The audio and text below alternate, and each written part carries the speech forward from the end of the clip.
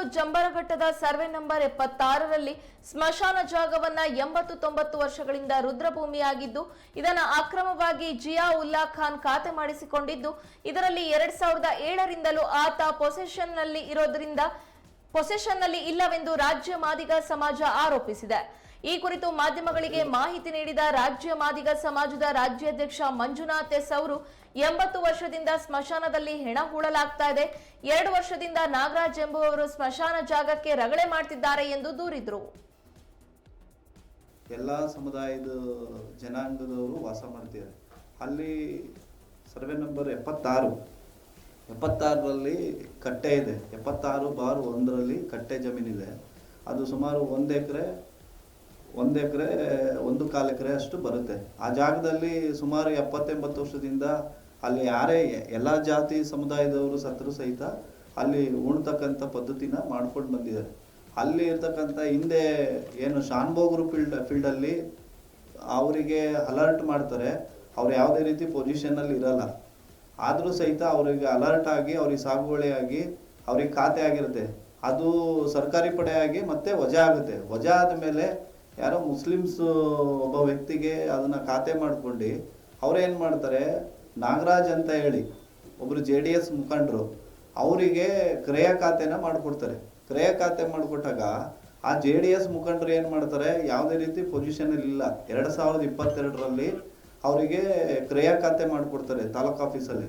ಆದರೆ 2006-7ರಲ್ಲಿ ಮಾನ್ಯ ತಹಸೀಲ್ದಾರ್ ಅವರು ಉಪವಿಭಾಗಾಧಿಕಾರಿಗಳಿಗೆ ಲೆಟ್ರನ್ನ ಹಾಕಿರ್ತಾರೆ. ಏನು ಲಿಖಿತವಾಗಿ RIVA ರಿಪೋರ್ಟ್ ಪ್ರಕಾರವಾಗಿ ಯಾರು ಹಿಂದಿನಿಂದ ಪೊಸಿಷನ್ನಲ್ಲಿಲ್ಲ, ಅಲ್ಲಿ ಸ್ಮಶಾನ ಭೂಮಿ ಇದೆ, ಅಲ್ಲಿ ಯಾವುದೇ ರೀತಿ ವ್ಯವಸಾಯಕ್ಕೆ ಆಹಾರ ಇಲ್ಲ ಭೂಮಿ ಅಂತ ಹೇಳಿ RI ಮತ್ತು VA ರಿಪೋರ್ಟ್ ಕೊಟ್ಟಿರ್ತಾರೆ. ಯಾರಿಗೆ? ಉಪವಿಭಾಗಾಧಿಕಾರಿಗಳಿಗೆ. ನಾವು ಮೊನ್ನೆ ಕೂಡ ಏನು ಅಲ್ಲಿ ಗ್ರಾಮದ ಒಬ್ಬರು ಯುವಕ ಸತ್ತಾಗ ಅಲ್ಲಿ ಉಣ್ಲಿಕ್ಕೆ ಗುಂಡಿ ತೋಡ್ಕೊಂಡು ಕೆಲವು ಮಾಧ್ಯಮಗಳಲ್ಲೂ ಸಹಿತ ಅದು ಬಂದಿದೆ. ಗುಂಡಿ ತೋಡ್ಕೊಂಡಿದ್ರೆ ಅಲ್ಲಿ ಹೆಣ ಹಾಕ್ಲಿಕ್ಕೆ ಬಿಟ್ಟಿಲ್ಲ.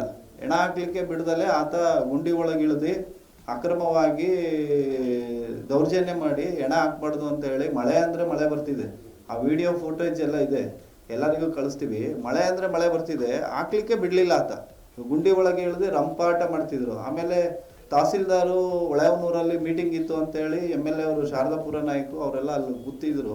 ಆಮೇಲೆ ನಾವು ಕರೆದಾದ್ಮೇಲೆ ಬಂದಾದ್ಮೇಲೆ ಇಲ್ಲ ನೀವು ಮತ್ತೆ ಬೇರೆ ಕಡೆ ಮಾಡ್ಕೊಳ್ರಿ, ಅಲ್ಲಿಂದ ಇನ್ನೂ ಒಂದು 2 ಕಿಲೋಮೀಟರ್ ದೂರ ಕೊಟ್ಟಿದ್ದೀವಿ, ಅಲ್ಲಿಗೆ ನೀವು ಸ್ಮಶಾನ ಮಾಡ್ಕೊಳ್ರಿ ಅಂತ.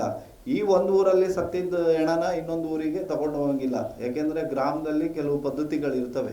ಈಗೇನು ಅಲ್ಲಿ ಏನು ಕಟ್ಟೆ ಜಮೀನು ಏನಿದೆ ಸರ್ವೆ ನಂಬರ್ 76-1ರಲ್ಲಿ ಆ ಜಮೀನೇ ಅಲ್ಲಿ ಸ್ಮಶಾನಕ್ಕೆ ಮೀಸಲಿಡಬೇಕು ಅನ್ನೋದು ಒಂದು ಅಜೆಂಡಾ.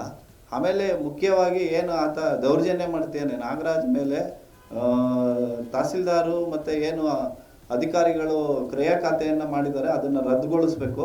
ಅಲ್ಲಿಗೆ ಸ್ಮಶಾನ ಭೂಮಿಗೆ ಮೀಸಲಿಡಬೇಕು. ಮತ್ತು ಅಲ್ಲಿ ಟವರಿಂದ ಒಂದು ತುಂಬ ಕೊರತೆ ಇದೆ. ಯಾಕೆಂದರೆ ಸಿಟಿ ಹತ್ರಕ್ಕಿದೆ ಆ ಊರು. ಆ ಊರು ಒಳಗೆ ಹೋದರೆ ಯಾರಿಗೂ ಕೂಡ ಲೊಕೇಶನ್ ಸಿಗಲ್ಲ, ಟವರ್ ಇದನ್ನು ಸಿಗಲ್ಲ. ಹಾಗಾಗಿ ಅದು ಕೂಡ ಸಮಸ್ಯೆ ಇದೆ. ಆಮೇಲೆ ಶಾಲೆದು ಕೂಡ ಅಭಿವೃದ್ಧಿದು ಅದು ಕೂಡ ಸಮಸ್ಯೆ ಇದೆ. ಹಾಗಾಗಿ ಮೊನ್ನೆ ಜಿಲ್ಲಾಧಿಕಾರಿಗಳಲ್ಲಿ ನಾವು ಮನವಿ ಮಾಡ್ಕೊಳ್ಳೋದೇನೆಂದರೆ ಕೂಡಲೇ ಅದನ್ನು ಪರಿಶೀಲನೆ ಮಾಡಿ ಅದನ್ನು ಸ್ಥಳ ತನಿಖೆ ಮಾಡಿ ಅದನ್ನು ವಜಾ ಮಾಡಿ ಏನು ಊರಿನ ಗ್ರಾಮಸ್ಥರಿಗೆ ಎಲ್ಲರಿಗೂ ಕೂಡ ಅಲ್ಲಿ ಸ್ಮಶಾನಕ್ಕೆ ರುದ್ರಭೂಮಿಗೆ ವ್ಯವಸ್ಥೆ ಮಾಡಿಕೊಡ್ಬೇಕು ಅಂತ ಹೇಳಿ ಮೊನ್ನೆ